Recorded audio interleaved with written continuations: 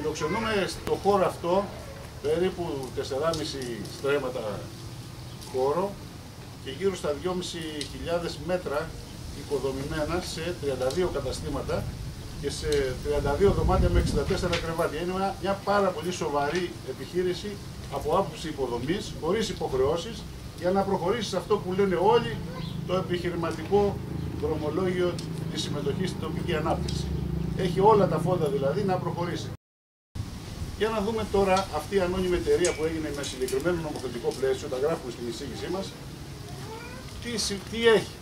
Έχει ένα ισολογισμό λοιπόν με 2 εκατομμύρια περιουσία. Κατά τη γνώμη μας είναι πολύ περισσότερα, αλλά εν πάση περιπτώσει οι επιτροπές και οι συμβολιογράφοι που αποτίμησαν το έργο έχουμε ένα ενεργητικό με 2 εκατομμύρια περιουσία. Παθητικό παραδώσαμε 0 παθητικό. Το δάνειο για τα δημοτικά διαμερίσματα και τα μαγαζιά έχει εξοφληθεί ένα. Και άλλη μία να τα κάνω μαζί και απαντάς μετά. Έχουμε ακούσει ότι έχουν πάρει 2 κοπέλες στη δημοτική επιχείρηση της Αργό.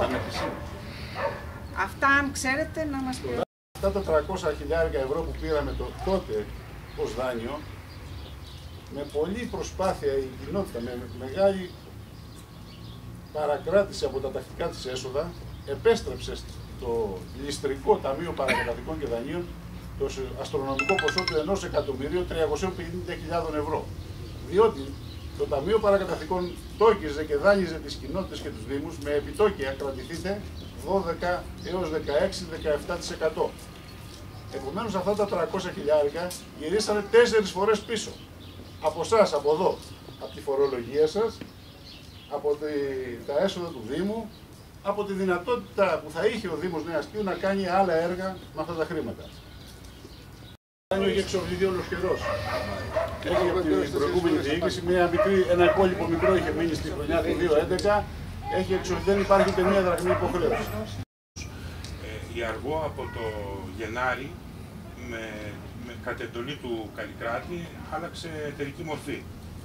Έτσι, και η επωνυμία της την προσδιορίζει με ακρίβεια. Ονομάζεται Δημοτική Μονομετοχική ΑΕ. Ποιος από αυτούς τους χαρακτηρισμούς βαραίνει περισσότερο? Γιατί παρατηρείται από τα διοικητικά συμβούλια, και θα εξηγήσω γιατί χρησιμοποιώ πληθυντικό, διοικητικά συμβούλια που καρατομούνται όταν οι αποφάσεις τους δεν ικανοποιούν τη Δημοτική Αρχή. Μία φορά για κάποιο θέμα προτάσουν το ΑΕ, είμαστε ΑΕ λένε, και το θεωρούν ότι δεν χρειάζεται να δίνουν και αναφορά σε κανένα. Μία προτάσουν το χαρακτηρισμό δημοτική. Ποιος είναι αυτός που βαραίνει περισσότερο? Τι είναι τελικά αυτή η επιχείρηση? Ουσιαστικά οι δημοτικές επιχειρήσεις, όπως τις ξέραμε ως κοινοφελείς επιχειρήσεις, έχουν μετατραπεί σε κερδοσκοπικές. Δηλαδή είναι ανώνυμες εταιρείες. Ο νομοθέτης υποχρέωσε τους Δήμους να τις κάνουν ανώνυμες εταιρείες και έχει ίσως στο μυαλό του και άλλα σχέδια. Να πούνε δηλαδή συνεταίροι στο μετοχικό κεφάλαιο και άλλοι, και ίσως στο μέλλον να δούμε και άλλα πράγματα. Δεν μπορούμε να τα προβλέψουμε τώρα, να κάνουμε προβλέψεις τέτοιου χαρακτήρα.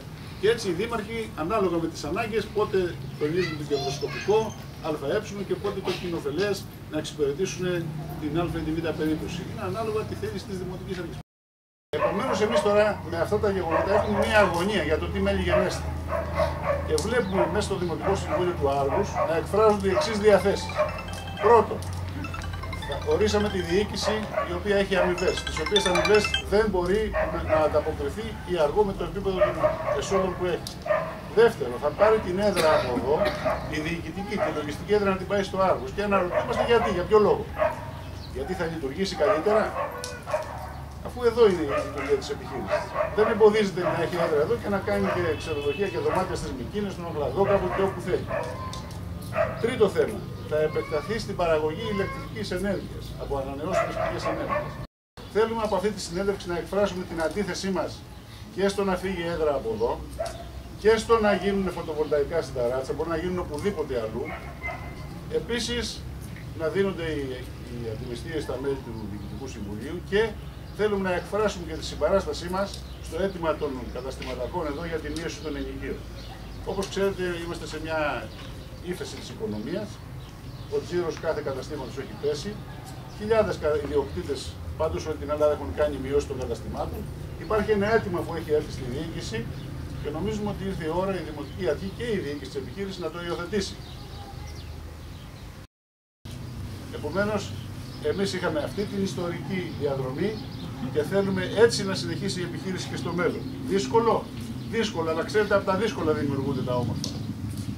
Τα εύκολα δεν τα χαρίζει κανείς. Τώρα, σαν στο τέλος, εντάξει, λέει, κάνετε κριτική στη καινούργια Δημοτική Αρχή. Και τι προτείνουμε. Καταρχάς πήγαν τα παιδιά στο Δημοτικό Συμβούλιο ως Επιτροπή, δεν τους δέχτηκαν ούτε να μπουν να μιλήσουν ούτε για το νερό, ούτε για την αργό, ούτε για οτιδήποτε άλλο. Αυτό το θεωρούμε αντιδημοκρατικό και το καταγγέλνουμε στα μάτια σας. Και θα επιδιώξουμε την επόμενη φορά να μπούμε στο Δημοτικό Συμβούλιο να πούμε τη γνώμη μας, γιατί έτσι γίνεται σε όλη την Ελλάδα. Τα Δημοτικά Συμβούλια είναι κύτταρα δημοκρατίας και πρέπει να ακούνε και να αφουγκράζονται τη διάθεση των κατοίκων της τοπικής αυτοδιοίκησης. Τι προτείνουμε λοιπόν εμείς εδώ για την επιχείρηση.